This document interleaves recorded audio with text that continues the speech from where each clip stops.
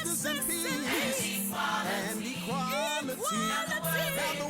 I think we all have a responsibility to let them know what their vote can do and what it can't do. And one of the things you said earlier, or maybe it was, I can't remember if it was while we were recording or not, that that people get elected and they make all these big promises, Right. and then those things don't get done. And Right.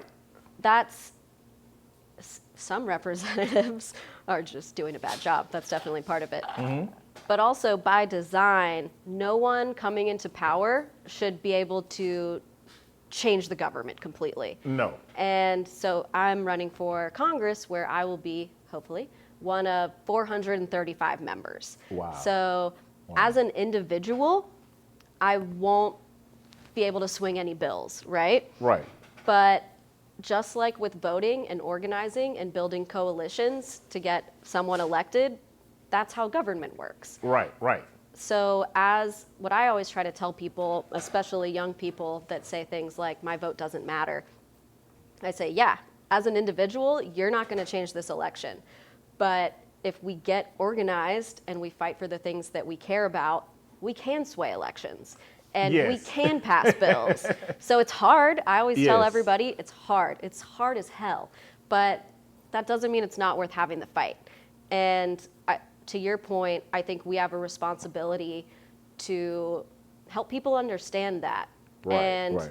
I think representatives have a responsibility too. They definitely have a responsibility. Because I think people want to say, to get elected, I'll do all these things for you, and I'll change your life, and everything will be wonderful if you elect me. And yeah, that's a good soundbite, Right. but that's not reality. Correct. There are correct, some things correct. you have influence over, there are some things you don't. And actually, what I think is a really important part of this seat Okay. is being a liaison between the federal government and local communities. So whereas I won't be able to necessarily get anything passed that I want to specifically by myself, I can help this community access the resources that they're entitled to from the federal government. So like we were talking about grants and other infrastructure money, this happens with nonprofits. There's all sorts of federal money that they give out to state and local governments that if a community doesn't know how to access it, Right. they don't get to take advantage of it. So this is a really unique position where as a representative for a vote, I would be one of 435, but as a representative in this community, there's a lot that we can do together, and we can make sure that people have access to the resources they're entitled to. And there's a lot we can accomplish together, even if it's not changing DC in 2 years. Yes, yes, yes. And how do you plan? We talked about earlier in the interview where we have to have allies now. Yeah. We have to have partnerships, because the one thing that I'm noticing in these current elections is we're not voting for the person that's best suited for the job. We're voting for the person who's intertwined in these certain social circles. Okay? So what is your plan to build like allies with those that stand for righteousness, that stand for the people, that stand for justice and peace, that stand for, that First Amendment of freedom of speech? What is your plan for that? Well, my work is to go talk to as many people as I can across the district. And I've been running all over the place.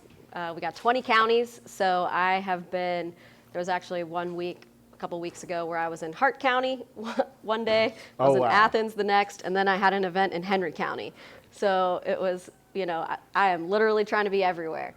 But I can't do it alone. We got way more people than I could ever talk to as an individual. And that's where people need to work their own networks as well. So if there's a candidate that you believe in, you have to support them. And if there's an issue you care about, it's your responsibility to get involved as well, because no one can do it alone. That's right. And so my ask is, I'm going to do everything I can, but I think you need to do everything you can too. Correct. whoever's correct, watching. Correct. Yeah, Because so- you're representing us as the representative. So Yeah. we definitely, you're going to do your job. Now, let's talk about the incumbents and what we have faced and what we have seen. You know, your district is half Democrat, half Republican. Matter of fact, I saw you at Brown's Kitchen. Let me back up. Hey, did you? Shout out to What? Brown's Kitchen. Yeah, yes. Brown's Oh, Kitchen, so you were good. downtown in McDonough Square. We did our Yeah. research and we was like, okay, so she's been making her rounds and she knows who's who. Shout out to Brown's Kitchen. They got Yeah, some good, so good. fried chicken over there. So good.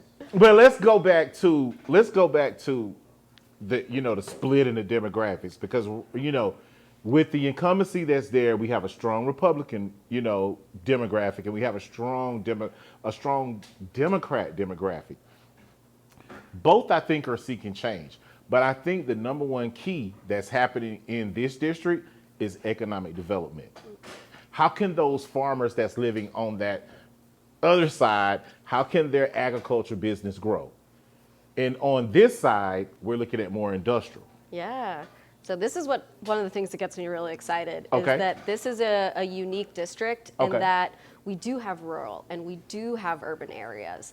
And one of the things that I think gets left out of a lot of conversations is balancing the needs of different communities. And I think that includes, economics, that includes race, that includes religion, that includes urban and rural.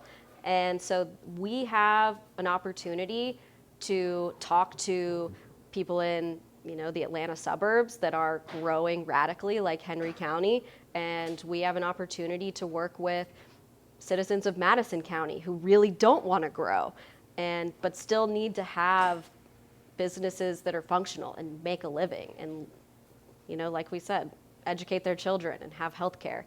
So